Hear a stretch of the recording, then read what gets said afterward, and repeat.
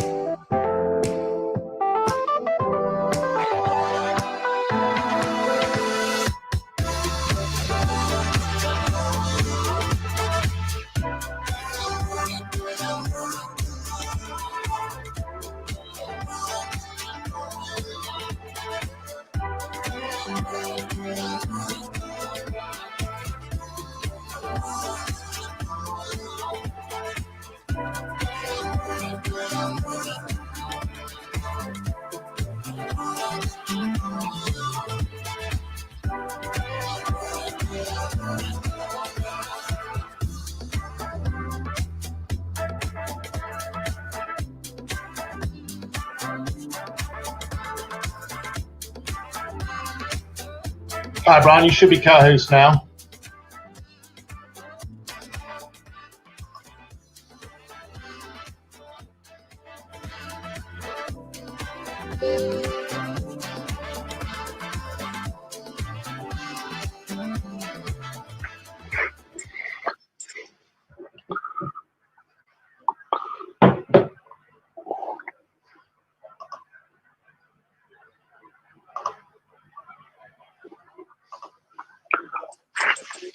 Okay, try again, Brian. That's better. Yeah. Great. Well, I think as the room is now maxed out, obviously people will be piling into the live streaming. Hopefully that's working okay. I think we might as well start now, as it's a couple of minutes past. So,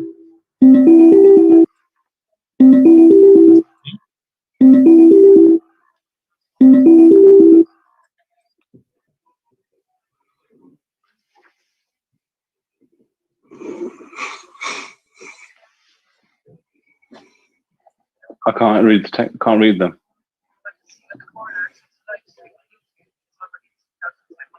Oh wow! Right. Okay, guys. I think we're sort of ready to start. All right, bye. Right. So, yeah. Good morning, good afternoon, good evening, everyone. This is a very special call today. Normally, we do a Saturday training call covering various aspects of the business.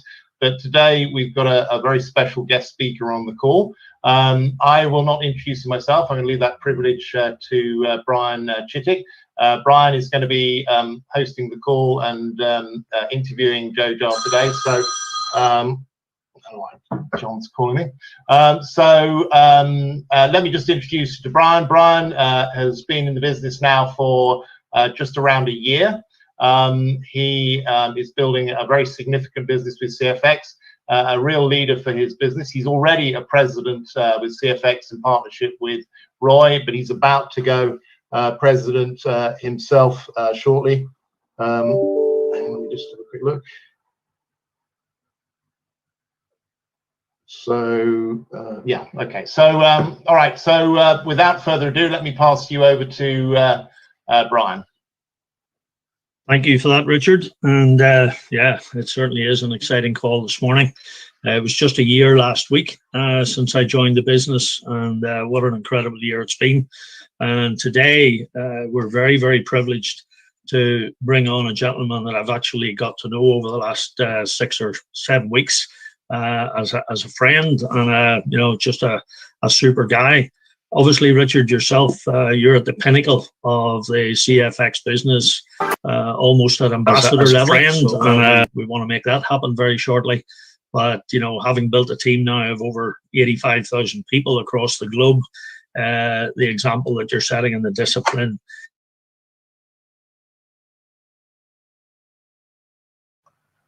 Brian, you've just muted yourself or something. Okay, get you back. Someone else must have, sorry. Yeah, so I'm not sure what part of that you caught, but I was just saying that, the example you're setting to your team is rippling right through the organization, and the quality of leaders that we're attracting and caliber of business people. But I think we've got a really special gentleman on here today. I'm delighted now to call this gentleman a friend. We're working very closely together, and he's a serious entrepreneur and philanthropist. And we're delighted to bring him on here today to share his story and why he has chosen to partner with us. So I'm going to introduce Jojar Dhinsa from London, originally from Coventry. And Jojar is, as I say, his company turned over 23 billion a year. He's the chairman and CEO of the Athlone Group, the 46 companies there. And last year, I think they turned over, as I say, $23 billion. So he certainly knows how to get his way around business. So Jojar, pleasure to have you on this morning. And maybe we can just start with telling us a little bit about yourself and your background and, from humble beginnings, shall we say. Sure. Good morning, good evening, everybody around the world. Thank you so much for spending your precious time with me and Brian and the CFX team. So, I was born to amazing parents. Mum and dad came from India in 59, 64 respectively, and really to better their lives. I think a lot of ethnic minority, when they come to the country, the idea is to make the money and then send it back home. But fortunately for me and for most of the ethnic minority that I still hear, they stayed and they want to build a better life. So for me, at a very young age, Brian, I knew that money was going to play a very important role in my life, because we live in a 2 up, 2 down in Coventry, as you say, and we were happy. We didn't have much, and my dad earned no more than £140 a week. There were 8 of us in the house, and being the youngest, you either get everything or you get nothing. And guess what?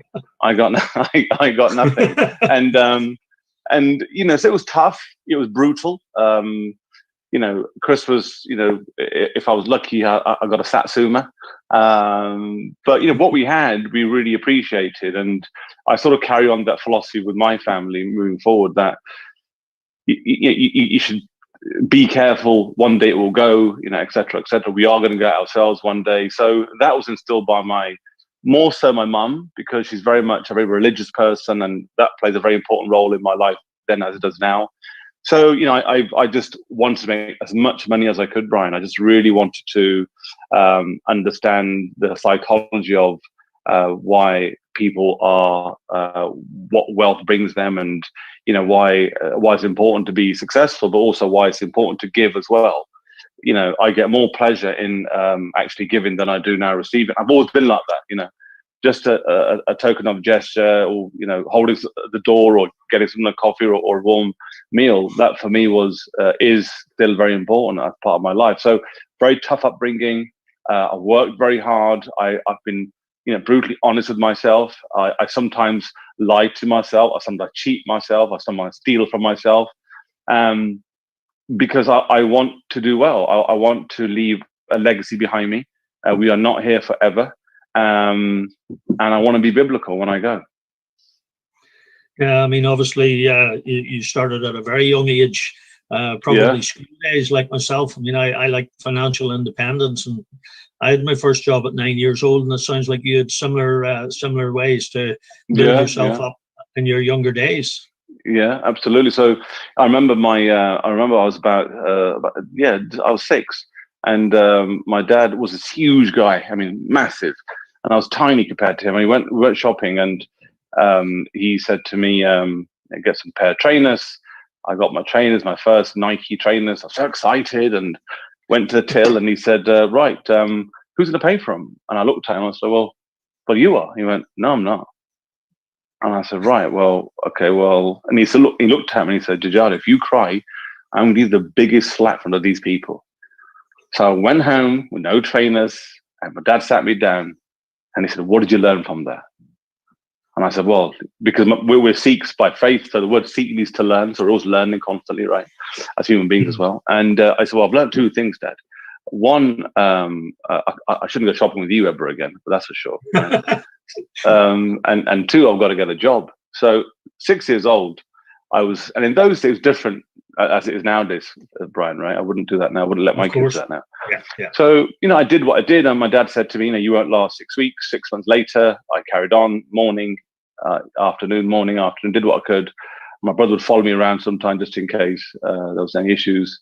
We lived in a pretty rough area. I mean, it was pretty rough. It's okay now. And, I got my trainers. And for me, I've always set myself goals, and I'm very much goal driven. And we'll discuss that later. But for me, I'm very much, and I never compare myself to anybody. That's really important. I think if you compare yourself to other people, then you're always going to be second best. And I've always said, look, just give it your best shot. We're not here forever. And work with smarter people, not smart people, because smart people, I'm pretty smart, but I want someone who's better than me. And that is what I've done in my career, and I've tried to emulate that in my charity work as well. Yeah, I mean, the same thing applies in any sport. If you play somebody of your own level, it doesn't better you. You want to play somebody and aspire to get to their level, and they bring absolutely. So would you say the driving force that got you was coming from the humble background, that you really felt, well, I deserve better, I want better, and I'm going to make it happen? Was that your driving force to make you start your business? And what business did you really get into then? And how did that develop to where you are now? So absolutely, because when you have nothing, you try and do as well as you can. And I remember seeing the nice cars in Coventry. And I said, I said to myself, one day I like to have that car. And the part of growing up in a, I would say, sort of poor-ish background is you have to aim really high. And I've always said it's not my fault if I was born rich, but it will be my fault if I die poor. And that's to everybody, right? We all have the same opportunities that are given to us. It's whether you are brutally honest to have the balls really to just don't stop. So my first company, I was literally buying scrap metal. I was going to people's skips and in Coventry, in the posh part of Coventry, and get their washing machine parts and lawnmower parts and try and sell them. And I just didn't care what people thought. I just thought, what's he doing and why is he doing that? I didn't, and I still don't really care what people think. I'm very, very unrealistic as a person, and I'm very unreasonable as a person. Not to anybody else, but to myself. And I aim as high as possible in anything I do. And then you get to know other people, you network, and again, those days, Brian, as you know, we never had Google or Facebook or all these other social media platforms. That's a very much new thing. So you had to go to the library, do your research. I always said to people, anything you start, any adventure you start, any business you start, feed your mind. Feed it, get information, do your due diligence. And that's one thing which I say now to people: before you do anything, don't listen to people, don't read stuff on Google, do your own research as much as you can within the resources you have. So my business was selling dyes from India, or buying them from India and selling them to the UK. And I did really well. And before I was 21 years old, I flipped that company. 18 months later, I lost everything because I made a bad decision. I trusted somebody that I thought was friend, and it turned out he wasn't. That was, very dark moment in my life, because I couldn't tell anybody I'd lost the money because they didn't know I'd made in the first place. So, but again, what doesn't kill you, it doesn't make you stronger. It makes you stranger. And I learned from that, and luckily I had some very good contacts in Russia that helped me to the business which I run today, which is Athlone Group, and we're a commodities business. And I've always tried to keep things really simple. I'm not a smart guy. I suffer from dyslexia, and I'm overweight, and I'm diabetic, and but I always try and help people as much as I can. If someone rings me, my PA always says, "Look, Joe, your biggest problem is you're too accessible." my pushback is, Brian, I want to help people. You know, it's good to be good, Brian. It's nice to be nice, and that's what I try and do in everything I do now. Yeah, and I mean, you know, and that experience that you had, that's a big blow when anybody breaks that trust to that level. And, you know, that must have been pretty caused a lot of turmoil in your own head, because you know you couldn't tell anybody because you hadn't told them in the first place. So must have been a pretty dark moment for you. And those are the moments that really adversity, you triumph from those, and that's the way, I think that's the way our psyche is, or certainly the people that are driven, and you know, obviously the success that you've taken to the level that you're at now, that must have been a key factor in that. And you know, what would you say are the key secrets to your success then, having had that experience at a young age?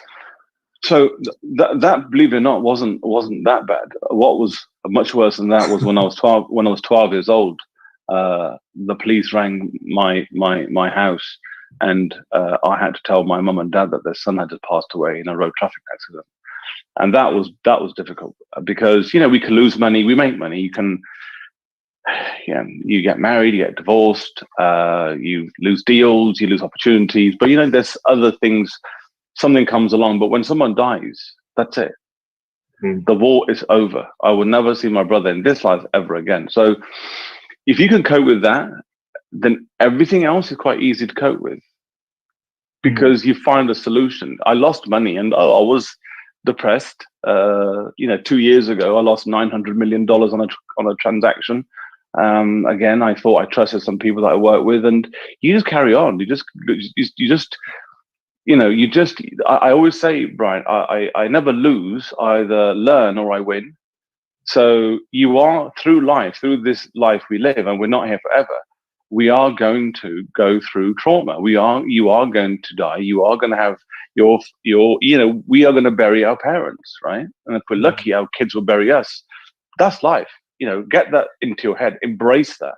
And once you start embracing your failures, once you understand that, yes, you know, Jojar's right. I will have days where I don't want to get up. I will have days where no.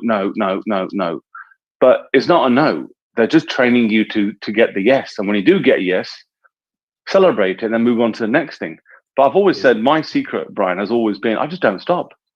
I really don't stop. My missus says to me, she said, Joe, I wish you came with a health warning. I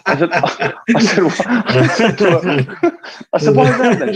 She went, I've never met anybody that just does not stop. She said, I'm not just saying that because I love you to bits. I'm saying it because you're just brutal. You're just unreasonable, unrealistic. But she went, I love you to bits, but you really should come with a health warning. And I'll give you an example, right? So I don't have a laptop. I have 4 of these things, the iPhone 6 Pluses. It's all broken and smashed up and everything. I won't change it, right? I don't, you know, if I sleep for about 20, 30 minutes a day over the 24-hour period. So I don't sleep 3-4 days sometimes. And I came to the conclusion that, you know, when we're younger, Brian, we're all programmed. So it's a TV program, it's a Microsoft program, it's a curriculum educational program. But if you think logically, going to school is the worst thing possible. Because if you want to be an entrepreneur that I wanted to be, the guys teaching me or the girls that are teaching me, they're not entrepreneurs, they're not millionaires or billionaires. So what can they tell me? So I always, which is what we're going to talk about later, my mentoring program, but I want to tell people, I want to share the secret sauce, and teaming up with you guys, that's part of the solution. But the how to be great and how to be what I call what is being great is literally a very simple thing. I never judge people what they say to me. I judge what they do. And if you're going to say you're going to do something, just do it. Yeah. And you'd be surprised how simple that is, Brian. And we have this conversation all the time. Like, why do they say that? Why do they just, why do they join the CFX family or the IML family? And they say a lot of things, but why don't they do it? I don't know. So again, embrace it. And again, my secret has always been just don't stop. Don't stop. You can't be somebody, Brian, who never quits. You can't be somebody who never quits. And that tenacity is obviously, proved to be very, very successful. I mean, the experience with your brother at that age, no parent expects to bury their child. And obviously, as a sibling, that's, as you say, that puts into perspective anything else. Money is insignificant. Absolutely. But and therefore, obviously, that was probably your darkest moment at that Absolutely. time. And then everything else, then it gives a perspective that tenacity has just got you and propelled you to where you are, you know? Yeah. And playing with somebody at a lower level, as you say, with the school teaching system, that's like going out and playing, you know, with somebody that's inferior to you. There's no fun in that. And you've taken that to a different level. But, you know, most people would be satisfied, and the vast majority of people would be aspiring to become a millionaire. And that's great. But, you know, what really, you weren't very satisfied with that, again, because of the way you are.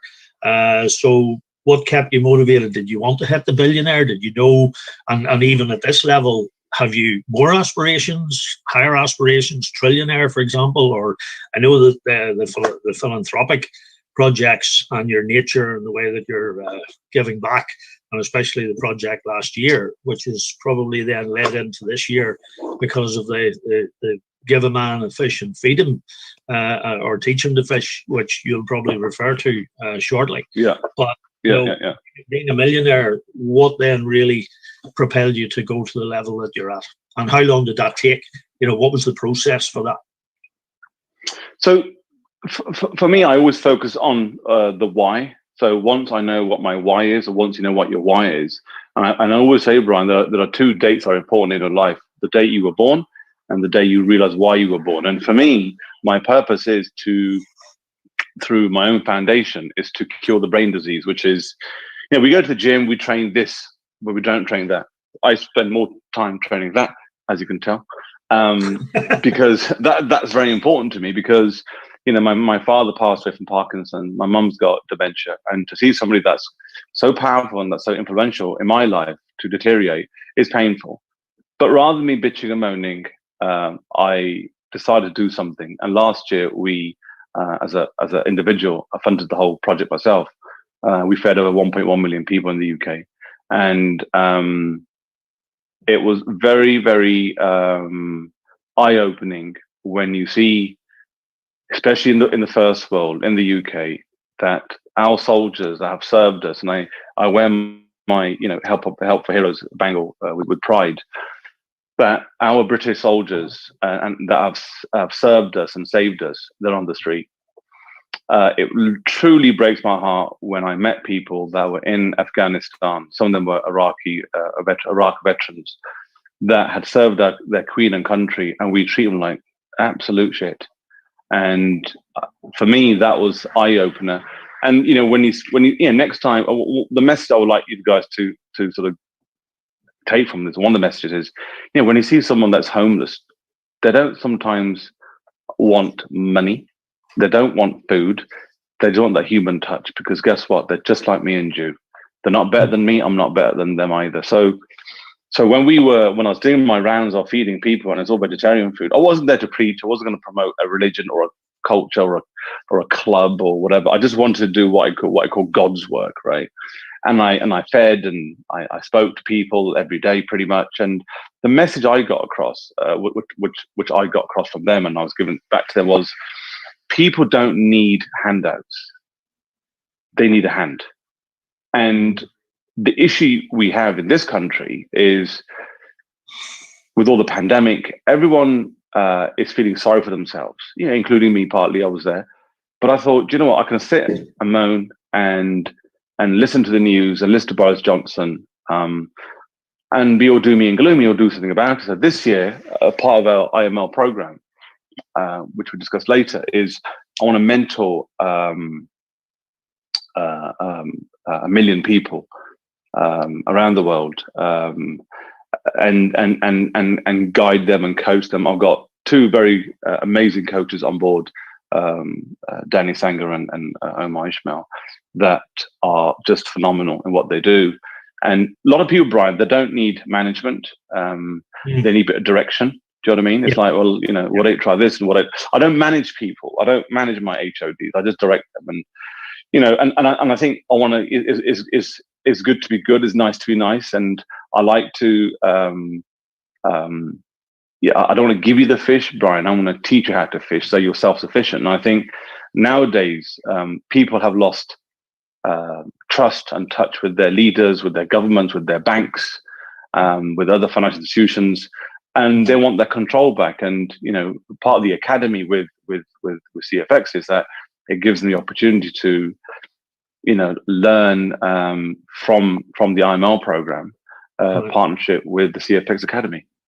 Yeah. So, I mean, obviously you're very, very goal driven and setting goals. Richard done a great training there a couple of weeks ago on the goal setting. And it is important. And, we read Napoleon Hill, and it's the people who set their goals that achieve them, because, it's like the ship. If you don't know where you're going, you'll end up anywhere. So how important is goal setting to you, and how do you set those goals, Jojar? So for me, you're right. I've always been goal driven, and and I think a lot of people, what they do, they look at their, before the new year, they set their yearly goals, which is fine, and they look back every couple of months and go, I haven't done it, I'll stop doing it. For me, I literally have an hourly goal, or a 2-hourly goal. My alarm will go off and say, right, what have I achieved? Because we're not here forever. You know what I mean? So you've got to have a purpose, have a vision, have a goal.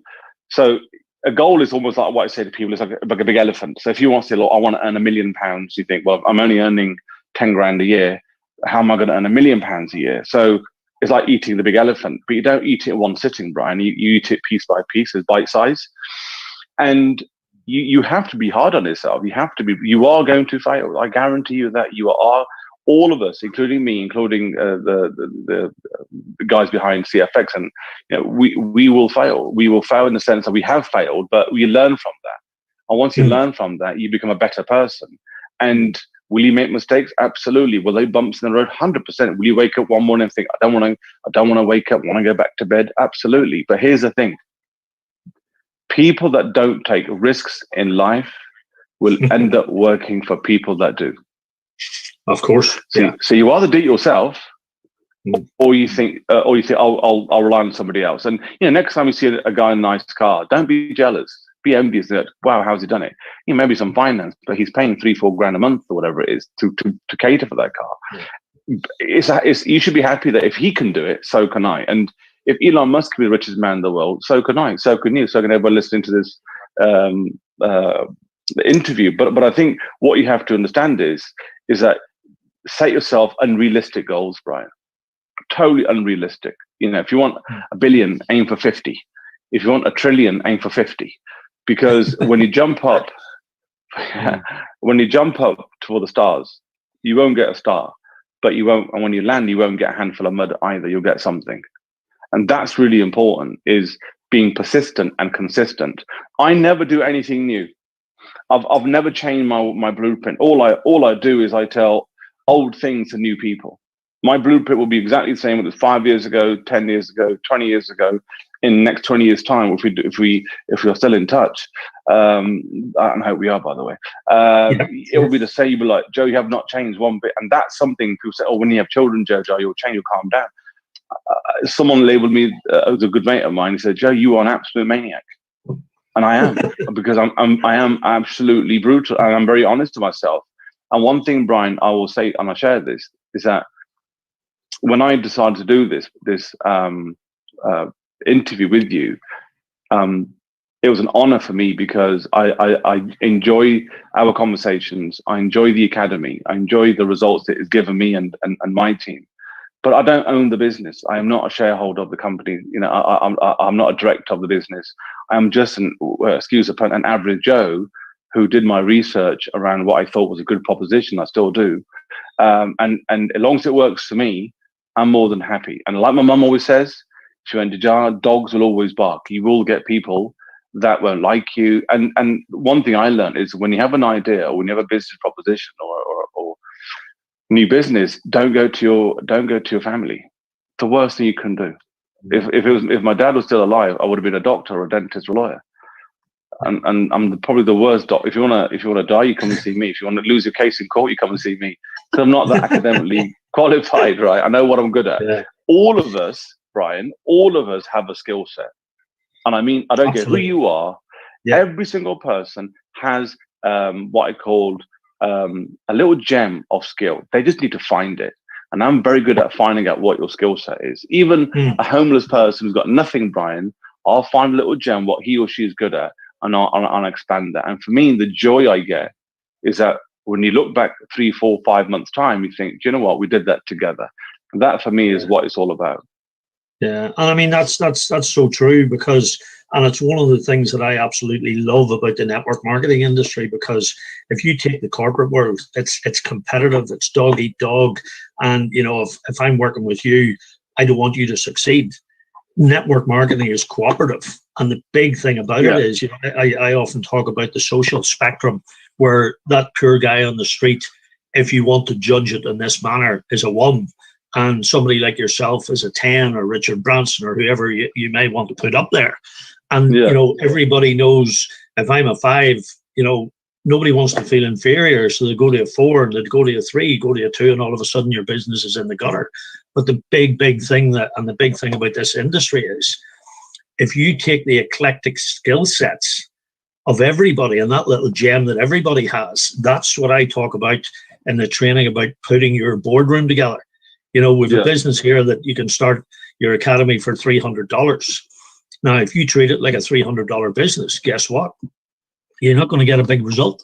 If you treat it like a $3 billion business and put your boardroom together with your board members with a different eclectic skill sets, and then collectively work at that in a cooperative manner, that's what networking to me is all about. But, you know, your blueprint, it's very easy to say your blueprint now, you're not going to change it because it has worked. And I think that everybody has to tweak and everything along the way. You know, and the failures, if you want to call them failures or experiences, you know, you said you'd had a deal, lost 900 million. For some people, I mean, that's insurmountable to even think of that, because that's at their level. But in a network marketing business, people often panic because, you know, there's bumps along the way, there's things happen, computer systems go down. And I think the funny thing is, if it happens with an ordinary corporate company, they never think anything of it. As soon as it happens with a network marketing business, it's doom and gloom, you know. And what's your thoughts or experience in that? Because this is new to you. And by the way, you're not a nobody. You've already hit the rank of executive in a few weeks. And that's the one thing about this business. We all start at the same level. And, you know, so just in terms of your advice, having had your experiences at that level, for people starting this business, and they're maybe starting their they are starting their entrepreneurial journey because they've taken that first step to get out of the rat race and the matrix. But a lot of people don't know how to handle those challenges, Jojar. So what would your advice be to people in the business, especially at the beginning, you know, when they encounter these challenges? What mindset, what tips, what would your advice be to the police? Yeah, no, good question. So I looked at MLM probably nearly 20 years ago when somebody from Amway approached me, and I looked at the proposition, and I just thought, you know, I don't need 10 liters of fairy liquid every single month. I don't need 50 gallons of comfort in my house. And it was just sort of potions and lotions, Brian. We talk about this sometimes, right? So I didn't understand it. I thought MLM looks like a pyramid. Is it a Ponzi scheme? So again, Google wasn't around then. So you ask a few people. I didn't see me fitting into the whole MLM family. And I've been presented probably 50, 55 different MLM opportunities. I've always said no. No, I'm not interested. And how we invest as a company, by the way, so we never invest in anything where somebody approaches us. We always invest because we've got to find the gold. The gold's not, no one's going to knock on your door, Brian, and say, I've got some gold, would you like it? It doesn't work like that. You've got to go and find that gold. And same with this, when we looked at the different programs that are out there for my 1 million mentoring lives mentoring program, the Billion Step Mindset program, we looked at a couple of things that just didn't make sense. And when we looked at CFX, the academy, you know, the e-learning, which is part of our portfolios that I'm involved with, the e-learning industry, especially now with the whole Corona thing, is worth nearly $365 billion-dollar an industry in the next couple of years. So everybody has to, unfortunately, the way the Crone thing is, has to work from home or remotely. Well, that was a good sign. So I thought, right, I can work like that. When I got involved, about 5 weeks ago, 6 weeks ago, there were slight bumps in my journey. The system did go down, and you're right, you panic, because when RBS's system goes down, bank holiday Monday, where no one can withdraw their ATM, yeah, people moan, but guess what? It's a brand called RBS or HSBC. When something like CFX goes down, people panic, and I'll be honest with you, I did panic. I rang you about 1,000 times. What's going on? What's going on? Maybe overreacted, which is, for me, it's the right thing to do, because I never worry as an investor in my company what I invest in, but I never worry as a person, how much money I will make. I worry how much money or a reputation I will lose. But as soon as you understand something, you accept it. The key is you have to understand it to accept it, and you have to have an open mind. If I told you the stuff that we've worked in and the countries I've been to, like Libya, where everybody said to me, Joe, don't go there, Gaddafi's going to kill you, or do this to you, do that to you, nothing happened. Because the reason why people say it's a no, don't do it, is because they can't do it, because they don't want to make the phone calls, and they don't want to work 20 hours a day, because they're lazy. We are a lazy species, right? We like things done for us. So for me, I always question everything, and I always do my due diligence, and I always ask a lot of people, and I've got a pretty decent network around the world, including the States, including South America, including Panama. And as long as I was happy with my due diligence and with my guys that went to the offices of CFX, I'm okay. But I think no business, Brian, no business, I don't care who you are, whether it's leisure industry, oil and gas, financial services, no business is bulletproof. Nothing. It's impossible. Why? Because we're people. One of the things about us is our minds are always changing. You can't control us. So when you have people and a machine and all that data and all that information flying about, there are going to be glitches. Just bear this in mind, that from the year 0 to 2010, all that data, all that information is now produced in 48 hours. Yeah, all that information is now produced in 48 hours. Are there going to be glitches in the system? Absolutely. Are there going to be bumps in the road? Absolutely. Will you feel annoyed and pissed off? Absolutely. That's normal. You're a human being. If I didn't panic, or if I didn't get the 47 phone calls, that day from my downline, I would worry as well. Yeah. But it's not what happens to you, it's how you handle it. And that's it, as I say, and if someone's not used to it, I mean, the challenges and the bumps in the road, you've had ramps and creators to manipulate. But, when you were doing your due diligence on CFX as a business, obviously you've got the resource to do that. You've been speaking with Waskar, etc., who has very similar values to yourself. So obviously there was an empathy and an alignment there. But can you elaborate a little bit on the sort of, what you felt and how you felt and discovered the due diligence that you did? So the first thing everybody does, and that includes me, you go online, and I Googled it, and there was a load of stuff about CFX and the fraud alerts and this and that and the other. But then you got to take a step back, and you got to analyze who is saying those things, right? And then you look at the posts, and there were people saying, it's a scam, it's this, a Ponzi scheme, and it's a pyramid scheme. And well, surprise, surprise, every organization on the planet is a pyramid, including my own. I sit at the top. I've got a board of directors, management team, HOD, sales guys, sales reps, consultants. So every organization, including royal family, even our British Army, is a pyramid. So that's not an issue. For me, it was all about, the question I asked myself was, is it a Ponzi scheme? And how do I make sure it's not a Ponzi scheme? Because I read the reviews of it's a Ponzi scheme. You don't make money out of Ponzi schemes and yada, yada, yada. So, I looked at the reviews. I gave it internally to my guys to have a look at internally. And then I made a decision to speak to somebody in Panama who's probably one of the richest families in Panama. And I said to Nico, would you mind going to the offices for me and take some pictures and everything? And he went to the RBS Tower in the 9th floor. He met people there. He said, look, just to let you know, they're rebuilding the offices, which is true because no one told me that. I told Wescar that, and then obviously he confirmed it. And he said, look, there are people that are hanging about. They're doing refurbishment of the office space, which again is in line with what Wescar's always said. And I then said, fine, thank you very much. We looked at the back end of the system, the CRM system. It looks fine. I don't know how. And here's something really interesting. When I came on this program, about this interview today, I got a lot of criticism to be on this interview. And I must have emailed pretty much every single person. And I spoke to one person who was a very decent guy. Every else that I emailed and that emailed me was, Gmail, Hotmail, Yahoo. And my PA said, listen, tell you what, why don't you talk to Mr. Dhinsa? Oh, no, we don't want to talk to him. We just think it's a scam. That's fine. Why don't you talk to him?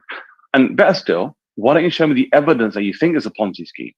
Because obviously, if you say it's a Ponzi scheme, show me. If it is something wrong, I would like to know. Forget about everybody else. Because for me, reputation is very important, as it is for you guys too. But here's the thing: they were talking a great game, Brian. That it is a Ponzi scheme. It is this. It is that. But when I asked for a very simple request, my PA said, "Listen, thanks for your email. Give us your phone number and give us the evidence." Guess what happened? Nothing. Nothing happened. So that for me was enough. The system for me. And again, my disclaimer is, once again, I don't own the business. I'm not a director. I'm not a shareholder. I'm like you guys out there. The system works. The academy system works. What happens in the future, like any business, even my own, I don't know. But today, as I am going to enroll 1 million people around the world in my mentoring program, we are going to be partnering up with CFX. Yeah. Absolutely. And I mean, I think a lot of people don't understand the network marketing industry. And as you rightly said, your own company included, every single structure in every sector is a pyramid. The big difference with our pyramid is it's an inverted pyramid that allows everybody to go to the top. It doesn't matter who you are, where you come from. If you're motivated like you are, anybody can succeed, and they can succeed above the person who introduced them. And that's one of the things that I love about the industry. Absolutely. And the leverage that you can create. So, this obviously ties in nicely with your mentoring program. I think the philanthropy that and the work that you're doing there is going to be phenomenal. It'll have a massive impact on many, many more people, teaching them to fish and letting them be self-sufficient, and partnering with CFX to do that. I think is going to be fantastic. So, what encouragement would you give? Just finally, billionaire mindset. That's something that most people don't have. They might try and get a billionaire mindset, but what is it that you would what encouragement would you give somebody starting CFX today? Because it's not easy out there, and especially with the current economic and social conditions, people are depressed, the mental issues. And I think this is a great way, because the community that we have here, even the online meetings, some of the trainings, meetings, we're getting maybe a couple of hundred people. And more people are saying it's great to be part of something. People like to be part of something. They don't like it's not nice being on your own. Absolutely. So what would your advice be to make that journey work and be successful? I think it's all about planning and preparation and purpose. So set yourself a goal, set how much money you want to earn on a monthly basis, 5, 10, 20, 30, 50 grand a month, whatever it is, and work backwards. So I've always, again, done that in my companies. I think go on to feed your mind, learn from your peers, team up, and quite rightly, Brian, in this current climate, there's a lot of loneliness, there's a lot of heartache, people are losing their jobs, but team up with somebody that is better than you, and that's what I've done. Hence why I talked to you, I talked to Vascar, I talked to Richard, and etc. And I think just don't stop, just beast it. I have a 90-day mentality, which is for 90 days, just beast it. don't sleep, don't eat, don't do anything, don't have a shower, just beast it for 90 days. And you'll be a smelly bugger, but that's fine. But you'll be a rich smelly bugger. And I've always said there's no such thing as a rich ugly man, right? But I think, but I think if you have the goal, the purpose, and the why you're doing what you're doing, then you will always be successful. Whether it's MLM or running your own corner shop or your business empire, it's just, you've got to be goal driven, and you've got to have that purpose, the outcome. Focus on the outcome, not the process. That's really important, because the process will take care of itself. It's the outcome people worry about. So I look at it a bit like, going from London to Manchester. You take a road, an M1 or the M40, but you might take a U-turn and end up in Derby somewhere, i.e. you have a bad day. But guess what? Focus on the goal. This bit here will take care of itself, and you will get criticized. You will get all the no's. But do you know what? The only way you learn as a human being is that through your failures. And it's really good to fail. It's really good to get the knockbacks. But because why? We're not here forever. I mean, you can either stack shelves, which is fine. I have no issue with that. But I didn't want to stack shelves. I don't want to read the headline. I want to be the headline. And with the team around CFX, honestly, and again, I don't own it. All I'm telling the guys that are listening is, for me, it works. Do your own due diligence. Hang around people that are better than you. Get mentored. Look at our mentoring program, and just don't give up, because we're not here forever. We are all gonna go. And what's there to lose? There's nothing wrong. I can't see anything that's wrong with it, other than it's different. It's different to what other people are saying. And then when there's something different, Brian, people get a bit nervous. But trust me, jump. It'll be fine. And I mean, that's it, because if it's outside the norm, it's all this caution. I mean, for me, one of the biggest lessons, and I think it is a privilege here having the opportunity to do this call and interview with you.